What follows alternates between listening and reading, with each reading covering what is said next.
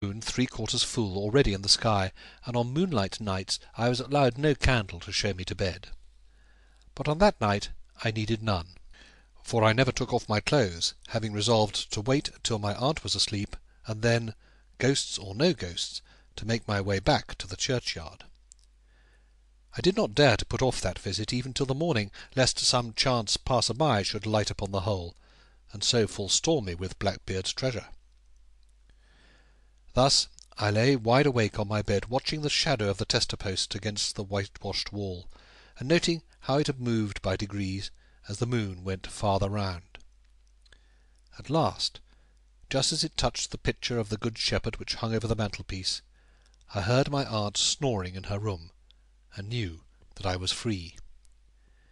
Yet I waited a few minutes, so that she might get well on with her first sleep, and then took off my boots, and in stockinged feet slipped past her room and down the stairs. How stair, handrail, and landing creaked that night, and how my feet and body struck noisily against things seen quite well, but misjudged in the effort not to misjudge them. And yet there was the note of safety still sounding, for the snoring never ceased, and the sleeper woke not, though her waking then might have changed all my life.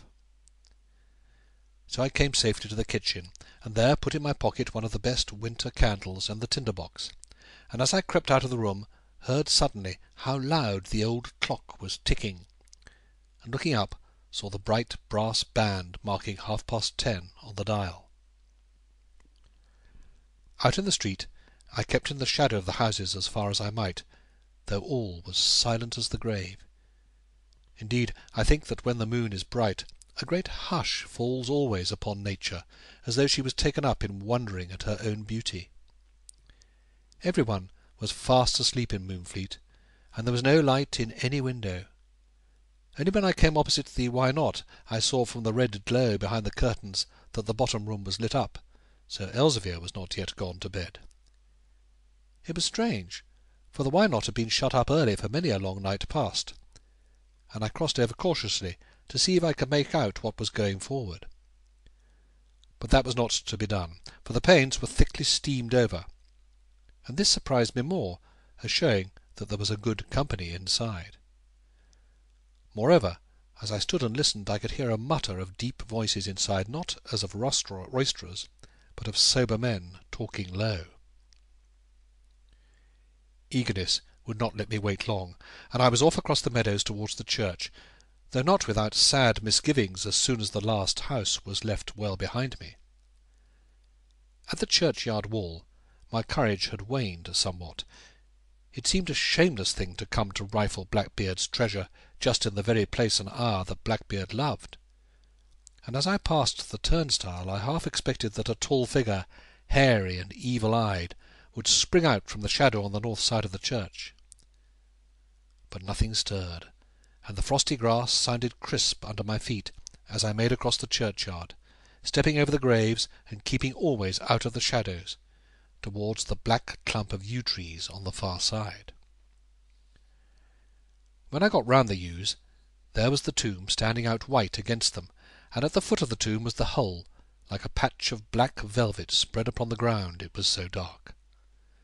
Then, for a moment, I thought that Blackbeard might be lying in wait in the bottom of the hole, and I stood uncertain whether to go on or back. I could catch the rustle of the water on the beach, not of any waves, for the bay was smooth as glass, but just a lipper at the fringe. And wishing to put off with any excuse the descent into the passage, though I had quite resolved to make it, I settled with myself that I would count the water wash 20 times, and at the 20th would let myself down into the hole. Only 7 wavelets had come in when I forgot to count, for there, right in the middle of the moon's path across the water, lay a lugger moored broadside to the beach. She was about half a mile out, but there was no mistake, for though her sails were lowered, her masts and hull stood out black against the moonlight. Here was a fresh reason for delay, for surely one must consider what this craft could be, and what had brought her here. She was too small for a privateer, too large for a fishing smack, and could not be a revenue boat by her low freeboard in the waist. and 'twas a strange thing for a boat to cast anchor in the midst of Moonfleet Bay, even on a night so fine as this. Then, while I watched, I saw a blue flare in the bows, only for a moment, as if a man had lit a squib and flung it overboard. But I knew from it she was a contrabandier, and signalling either to the shore or to a mate in the offing. With that, courage came back, and I resolved to make this flare my signal for getting down into the hull, screwing my heart up with the thought that if Blackbeard was really waiting for me there, 'twould be little good to turn tail now, for he would be after me, and would certainly run much faster than I could. Then I took one last look round, and down into the hull forthwith, the same way as I had got down earlier in the day.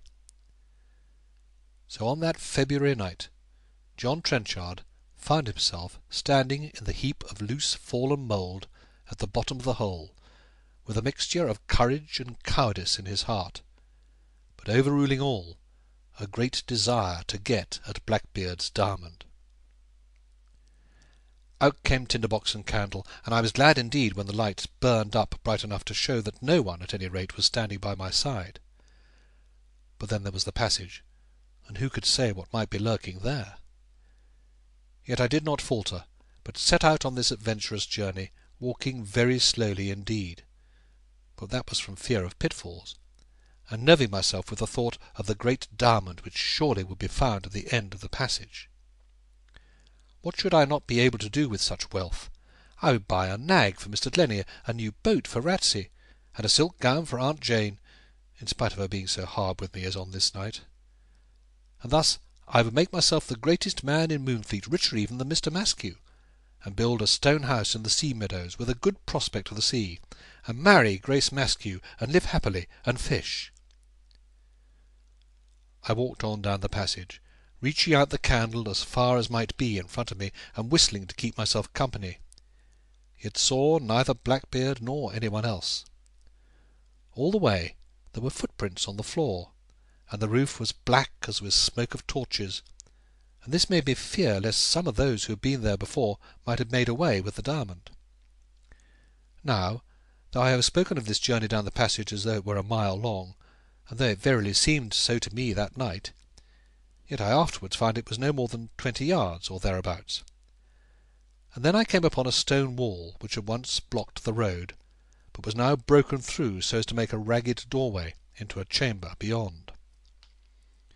There I stood on the rough sill of the door, holding my breath and reaching out my candle arm's length into the darkness, to see what sort of a place this was before I put foot into it. And before the light had well time to fall on things, I knew that I was underneath the church, and that this chamber was none other than the Mohune vault. It was a large room, much larger, I think, than the schoolroom where Mr. Glennie taught us, but not near so high, being only some 9 feet from floor to roof. I say floor, though in reality there was none but only a bottom of soft, wet sand, and when I stepped down onto it, my heart beat very fiercely, for I remembered what manner of place I was entering, and the dreadful sounds which had issued from it that Sunday morning so short a time before. I satisfied myself that there was nothing evil lurking in the dark corners, or nothing visible at least, and then began to look round and note what was to be seen. Walls and roof were stone, and at one end was a staircase closed by a great flat stone at top, that same stone which I had often seen with a ring in it in the floor of the church above. All round the sides were stone shelves, with the divisions between them like great bookcases, but instead of books there were the coffins of the Mohunes. Yet these lay only at the sides, and in the middle of the room was something very different, for here were stacked scores of casks, kegs, and runlets, from a storage butt that might hold 30 gallons down to a breaker that held only 1. They were marked, all of them, in white paint on the end with figures and letters, that doubtless set forth the quality to those that understood. Here indeed was a discovery, and instead of picking up at the end of the passage a little brass or silver casket, which had only to be opened to show Blackbeard's diamond gleaming inside, I had stumbled on the Mohune's vault, and found it to be nothing but a cellar of gentlemen of the contraband, for surely good liquor would never